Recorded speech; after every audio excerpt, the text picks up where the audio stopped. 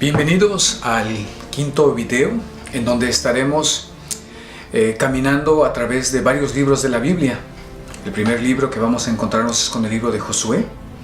El segundo es el libro de los jueces. Después miraremos de alguna manera el primer libro de Samuel y el segundo libro de Samuel, y con sus paralelos que son los libros de los reyes. Todo esto estaremos entrando a una etapa muy importante de la vida de Israel, en el amor de Dios con el pueblo de Israel, que lo diríamos como la conquista de la tierra prometida. Segundo, los jueces que van a llevar a gobernar a Israel después de la muerte de Josué. Y finalmente, el establecimiento de la monarquía. Empezamos a mirar al primer rey y después al rey más famoso, el rey David. Bien, termina la historia, como vimos en el video número 4, cuando Moisés muere por su desobediencia. No entra a la tierra prometida, pero lo lleva al pueblo de Israel este joven llamado Josué, y Dios le habla a Josué y le dice en este primer capítulo de Josué: basta que seas fuerte y valiente para actuar en todo según la ley que dio Moisés, mi servidor. No te apartes de ella ni a la derecha ni a la izquierda, y así tendrás éxito en todas tus empresas. Que el libro de esta ley nunca se aparte de ti. Medítalo día y noche para actuar fielmente en todo conforme a lo que está escrito en él. Así prosperarás tus empresas y tendrás éxito. Esas son las palabras a un joven que Dios le da, decir: ahí vas y yo estaré contigo. Sé valiente, sé firme, pero no te separes de este libro de la ley, ni a la derecha ni a la izquierda. Entonces vemos cómo Josué va a entrar a conquistar la tierra prometida y va a tener que cruzar el río Jordán, y vamos a encontrar nuevos prodigios, y vamos a mirar que otra vez se van a volver a abrir las aguas como en el tiempo de Moisés. Y entonces vemos en el capítulo 3 cómo al cargar el arca de alianza, los sacerdotes, y al pisar el agua del Jordán, se van a abrir, y de manera que van a pasar todos los israelitas en tierra seca. Y cuando todos han pasado, los sacerdotes terminan la procesión. Esto nos recuerda un poquito en la Santa Misa.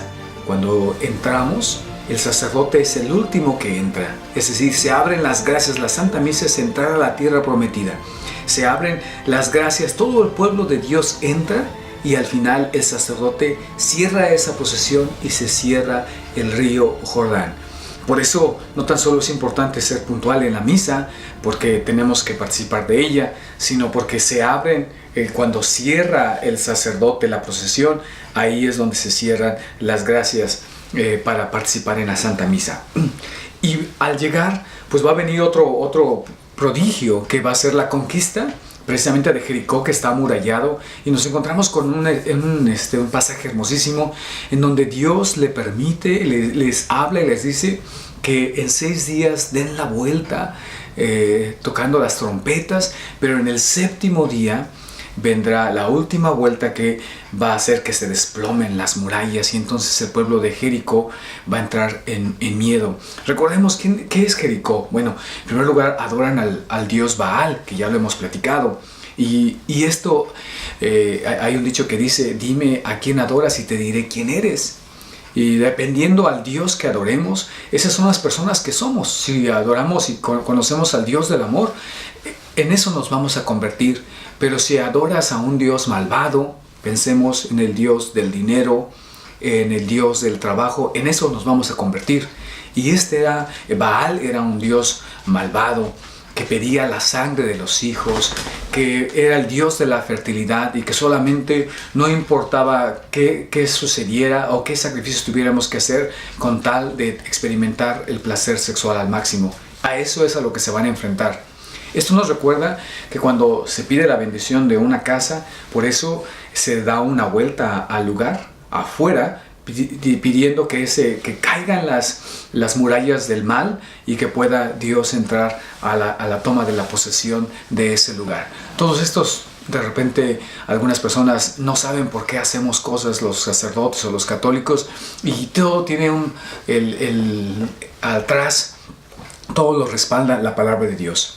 Bien, y entonces, cuando llegan aquí, vendrá un nuevo pecado inmediatamente. En el capítulo 7 de Josué, inmediatamente nos va a venir la desgracia de Acán, que al infiltrarse en empezarse a infiltrar en toda la tierra prometida, Acán se queda con un botín, con unos lingotes de oro y con algunos animales. Y entonces, ¿esto qué significa? Porque la orden es exterminar con todo. Bien, ¿qué significa esto? Significa que todavía no confían en Dios. Dicen, por si las dudas, más vale, ¿verdad? Más vale ser prevenido que lamentar. Entonces no tienen su confianza completa en Dios y se apartan para ellos un botín que después este pecado va a repercutir en los israelitas. Y así es. A veces pensamos que tu pecado o mi pecado no tiene efectos, simplemente nomás soy yo. Sin embargo, miramos que la palabra de Dios nos dice que no, que cuando un pecado, incluso personal, va a afectar en la vida de los demás. Y así es como entran a la tierra prometida con sus dudas, con sus dificultades. Y en el libro de Jueces, en el capítulo 2, vamos a mirar que muere Josué y entonces pasa el nuevo liderazgo. Sin embargo, en el versículo 10 del capítulo 2 va a decir: y cuando toda aquella generación fue a reunirse con sus padres, ¿a qué generación se habla? La generación de Josué. Dice, surgió una nueva generación que no conocía al Señor ni la obra que había hecho en favor de Israel. Basta con que unos papás no eduquen a sus hijos para que los hijos sean una nueva generación que no conozcan de Dios. Pregúntate a ti mismo, si tú eres un adulto, si tú estás transmitiendo ese legado a tus hijos, si tus hijos se han heredado esa fe porque son la nueva generación, y pregúntate si tus hijos conocen a Dios, o pregúntate si tú mismo lo conoces, porque nadie da lo que no tiene. Y al entrar en esta situación, vendrá una parte muy importante en la repartición de las tierras, porque en el capítulo 18 de Josué, regreso rápidamente, versículo 7 va a decir que a los levitas no se les entrega ninguna tierra porque su herencia será el mismo Dios, que será la parte sacerdotal. Bien, y entonces ahí entramos en la época de los jueces, y que al final van a ser 12 jueces. De los más importantes encontramos a una mujer que es Débora, y a otro de los jueces que hemos encontrado, que es un juez muy importante que se llama Sansón. Y ahí vamos a encontrar, va a venir un vicio interesante que se va a repetir continuamente, y vamos a mirar que esta generación que ya no conoce al Dios de sus padres va a iniciar con el pecado. Y el pecado los va a esclavizar, entonces los va a convertir en servidumbre.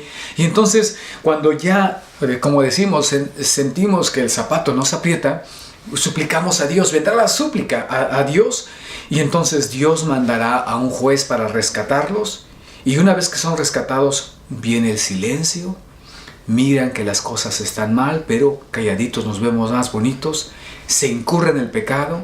¿Y qué sucede? La súplica, Señor, ayúdanos. Dios manda la salvación y otra vez el silencio. Curiosamente, se va a repetir en el libro de los jueces 7 veces esto mismo. Y de repente decimos, bueno, ¿cuándo va a terminar esto? ¿Cómo es que no han aprendido la lección? De repente tenemos que parar y decir, yo también así soy. Sí, continuamente a veces examinemos nuestras confesiones. ¿De qué nos confesamos? De lo mismo y de lo mismo. Gracias a Dios, bueno, no tenemos un nuevo pecado. Sin embargo, a veces cuesta tanto trabajo aprender la lección. Y de ahí hay un libro complementario que me gustaría que lo leyeran, que es el libro de Ruth. Porque de ahí vendrá una generación muy importante que, ¿se acuerdan? Génesis 3, versículo 15, y de la descendencia de esta mujer aplastará tu cabeza. Y ahí vendremos que mirar a Ruth, que de Ruth va a engendrar a Boz, y Boz va a engendrar a Obed, y Obed va a engendrar a Jesé, que es el papá de David. Ahí lo dejo, hay que seguir ese libro suplementario, pero continuamos con nuestra historia. Y entonces ahí Uno de los jueces que me gustaría que pudiéramos detener un momento es Débora, quien le cortará la cabeza a un rey, y recuerden, le aplastará la cabeza, que es una prefiguración de esta mujer fuerte, de María, la mamá de Jesús.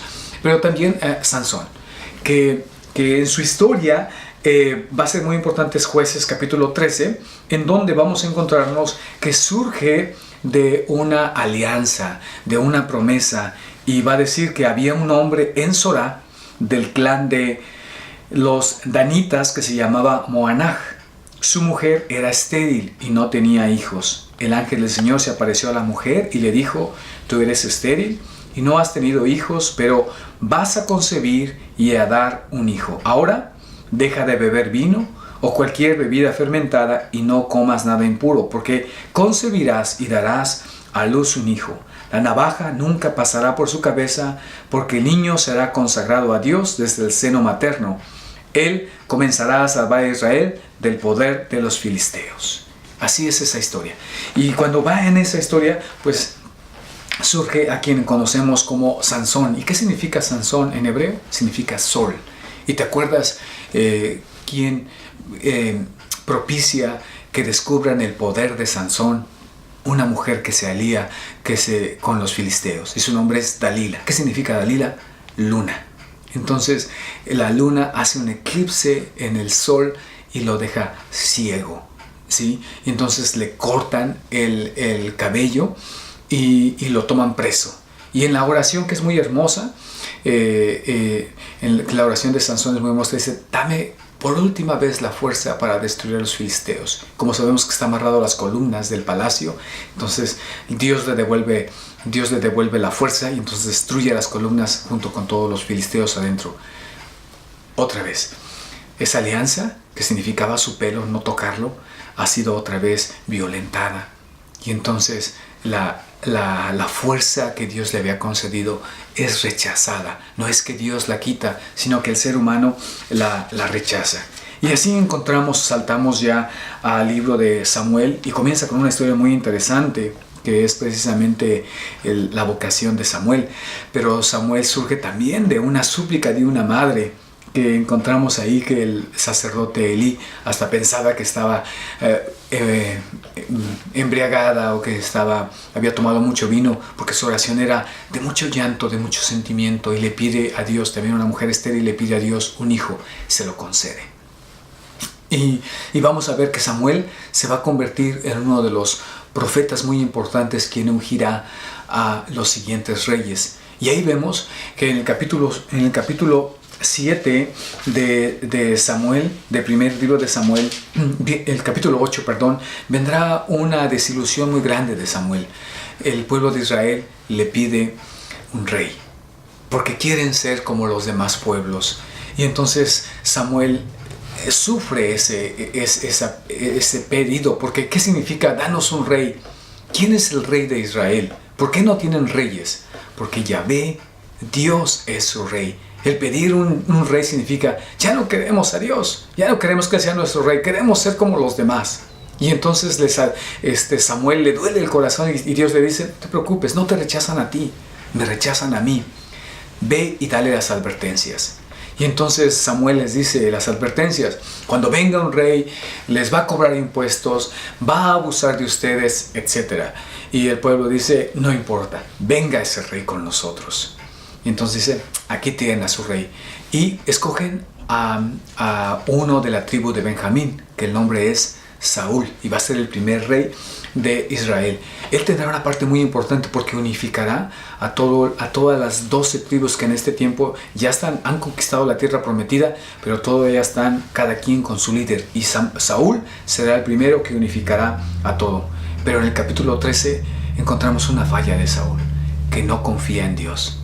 Y él ya no espera a Samuel para hacer el sacrificio, para entrar a combatir a una nueva guerra, sino que dice: él se convierte en sacerdote, él reclama ese poder, y él sacrifica y no espera a Samuel. Y Samuel se enoja y le dice: has desafiado a Dios. Y entonces comienza su derrota de Saúl, y Dios le dice: ya no lo quiero como rey, ve y unge a otro. Y va ¿a quién va? A la casa de Jesé. Y entonces ahí encontramos esa historia tan bonita en donde todos los hijos que están ahí, Dios dice, este no es el escogido, a pesar de las apariencias. Y entonces llaman a alguien que está cuidando el rebaño, y ese es David. Y la Biblia lo escribe de una manera interesante, que es rubio, que es guapo y que tiene ojos muy hermosos. Y entonces de ahí encontramos con que él es el nuevo ungido, pero va a entrar en rivalidad con el rey Saúl, porque entonces tenemos ya dos reyes, uno que lo va a suceder. Y en el capítulo 17 vamos a encontrar que hay una batalla de David con Goliat, y esa historia es muy preciosa. Solamente les recomiendo que al mirarlo podamos encontrar que podamos mirar un detalle muy importante, que cuando David va a combatir con Goliat, toma 5 piedras, ¿sí? Y esas 5 piedras nos recuerdan precisamente a lo que nosotros los católicos tenemos como el Santo Rosario, que son los 5 misterios que rezamos, y que son las piedras con que combatimos al mal. Y en estas piedritas que vamos pasando continuamente nos van a dar el poder para combatir hasta la fiera más cizañuda o más fuerte. Y ya le llamo fiera pues al poder del mal, incluso a las cosas que se nos avecinan en la propia familia. Y entonces entramos en esta vida y vendrá una rivalidad entre Saúl y David, de tal manera que Saúl quiere matar a David. Ahí encontramos toda la bondad de David y cómo él huye y dice: yo no tocaré al ungido de mi Señor. Después, una vez que la muerte de Saúl, David entra al reinado y crecerá y se fortalecerá de una manera increíble, y Saúl muestra su bondad. Pero les recomiendo que se detengan ya en el segundo libro de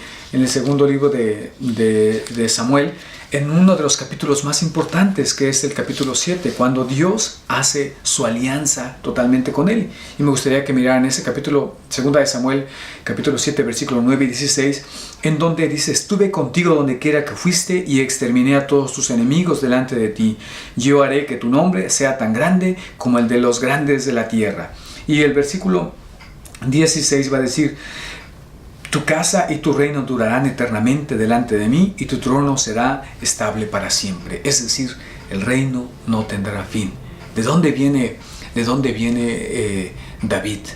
Ya no es de la tribu de Benjamín, es de la tribu de Judá. Atención, ahí estamos buscando quién será el hijo de la ascendencia de Judá que aplaste definitivamente la cabeza de la serpiente.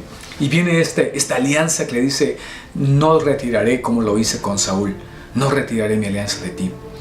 Y como decimos, pues músico pagado toca mal son. Él le ha dado su alianza, y entonces vendrá el momento de debilidad de David. Y ese momento de debilidad que no tan solo traiciona a Urías, uno de sus mejores amigos y mejores guerreros de su imperio, sino que él también le quita a su esposa. Y vendrá ahí la historia de Natán, el profeta, y se vendrá la composición del Salmo 50 o 51. Misericordia, Señor, por tu bondad, por tu inmensa compasión, borra mi culpa, lava del todo mi delito, limpia mi pecado. Un arrepentimiento cuando David se encuentra que ha pecado. Fruto de ese pecado surge un hijo que muere. Pero también Betsabé será la madre del nuevo rey, que será Salomón.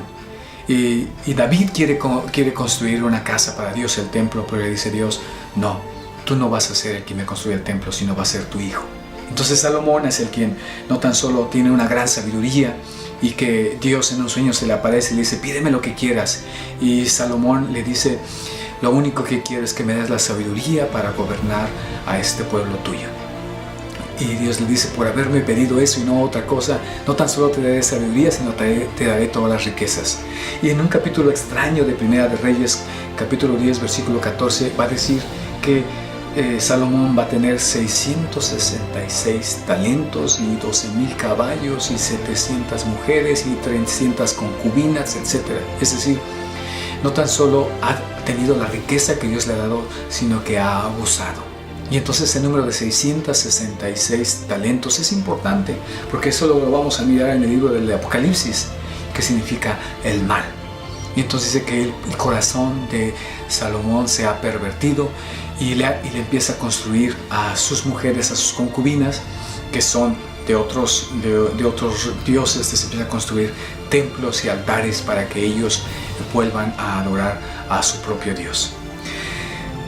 Eso es lo que estamos mirando el día de hoy. Hemos visto cómo la conquista, hemos visto el gobierno de los jueces y hemos visto la monarquía. Te recomiendo que vuelvas a regresar a esos libros, que son muy interesantes, son historias apasionantes, pero lo más importante es que veas la fidelidad de Dios y cómo el ser humano rompe una y otra vez la alianza con Dios, y Dios promete una alianza para siempre. ¿Te suena un poco familiar? Bueno, te espero para la próxima. Vamos al video número 6, en donde estaremos mirando la división. Este reino se colapsa y se convierte en el reino del norte y el reino del sur. Hasta la próxima. Dios te bendiga.